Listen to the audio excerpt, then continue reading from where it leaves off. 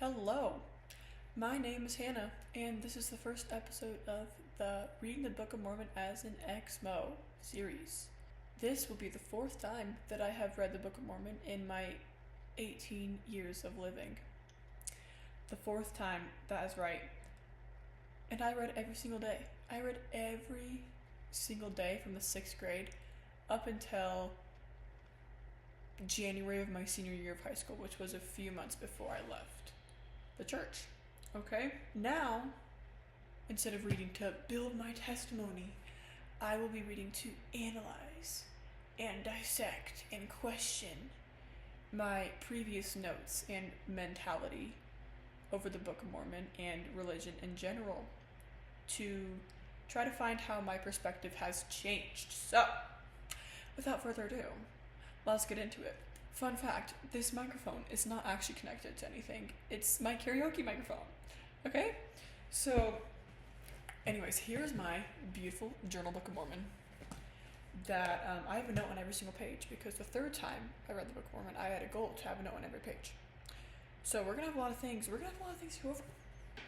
So, if you have never read the Book of Mormon, quick synopsis of 1st Nephi chapter 1.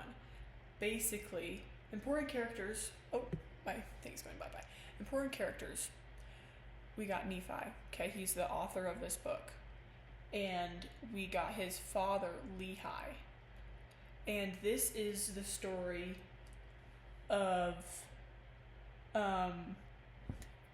This is the story of Lehi getting revelation from God that Jerusalem is going to be destroyed. But it's from Nephi's perspective, okay? So it's Nephi telling about his father, Lehi, getting revelation from God, okay? Also, these characters are just made up, but that is what is happening. Sorry, I had to pull up my notes in my computer because I'm losing my train of thought. So the first thing I wanted to talk about was just the idea that God kills entire populations is like a massive red flag. Basically, in the story right now, the people of Jerusalem are supposedly wicked, and so God is threatening to destroy the city. And you see this in the Bible too. You see this in the Bible a lot, especially in the beginning of the Bible. God's just like wiping out people. And I remember like growing up in the Mormon church, the way that they would justify it is, well, God isn't going to kill like an entire population of people unless everybody is wicked. First of all, that doesn't make sense because no way in an entire city there's not like one good person. Second of all, I think the people just deserve to live, you know? So anyway, the idea that God can just like kill entire populations is kind of crazy to me. So, the second thing I wanted to talk about is confirmation bias. So chapter 1, verse 3 says this. This is Nephi speaking. He says, "And I know that the record which I make is true, and I make it with mine own hand, and I make it according to my knowledge." And my little note here, says evidence of the truth of the Book of Mormon. I was searching for evidence. Backstory. I had read the Book of Mormon 2 times at this point, and I had prayed about the truth of it. A big thing in the Mormon religion is praying about the Book of Mormon and asking God if it was true. And I had prayed about it and did not feel like... Okay, my thing's still going. Sorry, I had to check. Did not feel like I got an answer that it was true. So I was like, you know what? I'm just going to continue living as if it's true. Like, put it on the shelf. That's another big Mormon thing. Put it on the shelf. And this third time, I'm gonna get a note on every single page. I am going to get this done super fast. Like, read the Book of Mormon super fast, get a note on every page. I am going to really analyze it, really soak it in, and then I'm just going to pray until God tells me that it's true, basically. Like, I was like not giving up on it. So this third time, these notes in the Book of Mormon are all just me like trying to find any little hint that the Book of Mormon could possibly be true. Very confirmation bias. And now looking back on it, it's kind of just really silly to me, because not only is it kind of hard to find things that like you really feel like God is speaking to you, but it's just hard. Okay, it was just hard because I was nitpicking everything and just like really getting to the nitty-gritties of all the verses, and like basically just begging God to give me any sort of revelation. And I remember like, because my goal was to have a note on every page, right? And so if I couldn't find anything that was like speaking to me on a page, I would feel like overwhelmingly guilty, like so guilty for not finding anything that God was trying to tell me. I was like, oh my gosh, there's something wrong with me. I'm just like missing it. Why can I not find something that's speaking to me on this page? Anyways, that was the second point. That was confirmation bias. Kind of going along with that, the Book of Mormon was also the only guide I had to how I was supposed to look at religion. If there were any questions I had, they were kind of just met with these like loophole answers, these like circular reasoning that didn't resonate with me and didn't feel fulfilling to me, and I was expected that was supposed to be enough. And I really struggle with that because I'm somebody that really loves to learn. I love just like asking questions and really just getting into it. Like, for example, this is like a religious example. I one time had this huge poster board, and I like had a map. It was a map of all the places in the Book of Mormon, like all the places that everybody went. And it was really hard for me to make that map because there's not a lot of actual evidence that those people were there, so that was one thing. But I just like love to do stuff like that, and so it was hard for me when I was getting these circular answers all the time.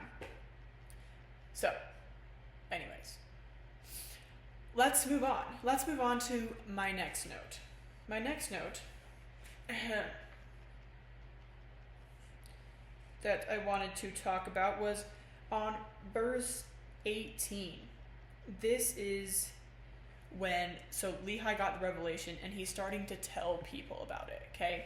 He's proclaiming this. And this verse is kind of just encapsulating that. And my note is, if the Lord shares something with you that's important, don't be afraid to tell others. Now, I don't necessarily think that this is bad. I do think that, like, if you think that something is right, or if something that, let me put it this way. The values that you hold, you should naturally just present yourself in that way to the world. Like, present your values to the world. Now, where this goes wrong in religion is a lot of times people just shove it down other people's throats, and it's a lot of I'm right and you're wrong. There's no in between. There's no discussion about it. I'm right and you're wrong. And if you don't do what I say because I got revelation from God and you didn't, if you don't do what I say, then you're going to get eternal consequences. You know, and so that's not the good part. I do really think that if you're not being authentic, anyways. Okay, moving on from that point. In the next verse, it talks about how the Jews were mocking him for proclaiming this stuff. And my note says, people will mock you. Will is underlined. People will mock you. Keep going. Eternal blessings will be greater than anything the world may give. This is like an extremely big thing in Mormonism, just constantly looking to the eternal blessings. Like, this is happening right now, it's okay because you'll get eternal blessings. The same kind of reasoning is used when, like, something tragic happens. So let's say that, like, my brother just randomly, like, got in a freak accident. They would be like, oh, it's okay because his eternal blessings right now are so good. So, like, it's all good because look at these eternal blessings that he's getting. Or, like, if you're really struggling, it'll be, oh, just keep pushing through because you'll get these eternal blessings. When I was going through this process of really, like, getting a deep dive into the church, and I didn't feel like, sorry, I need to move. I didn't feel like I was getting answers. A lot, when I would talk to people about it, they would be like, oh, just keep going because it might be hard right now, but the eternal blessings are going to be so much greater once you figure it out. I don't know.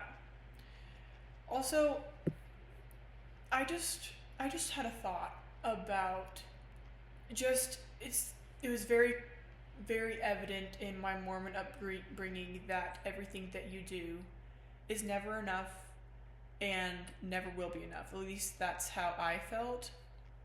So, like, when I was telling people that I was leaving the church, they would be like, oh, just keep going, like, you'll figure out that it's true eventually. You haven't tried for long enough. You're only 18, you haven't tried for long enough.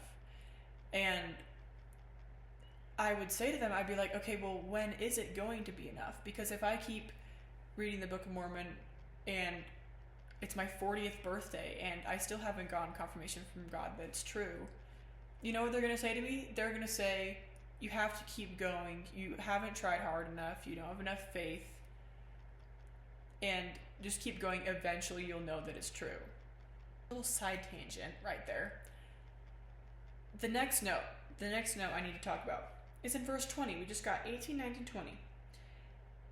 It says, my note says this. It says, keep your eyes open for tender mercies. They will be everywhere around you.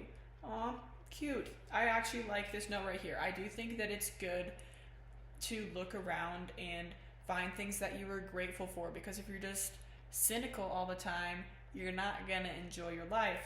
However, verse 20 puts it a little bit differently. The verse says, but behold, I, Nephi, will show unto you that the tender mercies of the Lord are over all those whom he hath chosen because of their faith.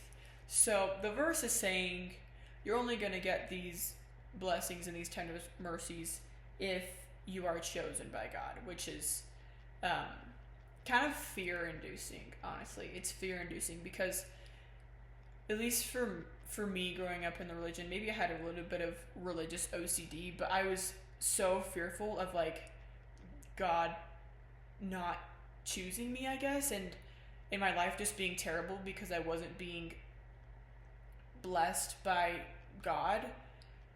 And so, like, when my life was going bad, like if I was struggling with depression or, just like typical teenage stuff, like insecurities, I would be like, oh my goodness, my spirituality must not be enough. Like, I must not be close enough with God. I need to try harder. I need to do more. I need to do more service projects. I need to read the Book of Mormon for longer in the day because I already read every day. I need to pray more. I need to pray, like, constantly be praying. I need to be doing all these things all the time. Or, like, I need to journal. Like, reading the Book of Mormon is not enough. I need to journal about it. I need to write all these notes in it. I need to, yeah, anyways, you get the point. It's very fear-inducing. I think that's all I got. I think that's all I got for chapter 1. Chapter 2, next video. Recap of this video, we got confirmation bias, we got a lot of fear, we got a lot of nothing's ever enough. And yeah, so catch you guys for chapter 2, we're going to get into Lehi and his family leaving Jerusalem because it's going to be destroyed. That's where we're going to get into next time. I got some fun things we're going to talk about. We got some new characters being introduced. So, it's going to be a good time. And I'm going to stop recording now because I'm just in this room alone and it's really awkward because I'm just talking to myself. And it's really awkward. So, we're just going to stop, okay?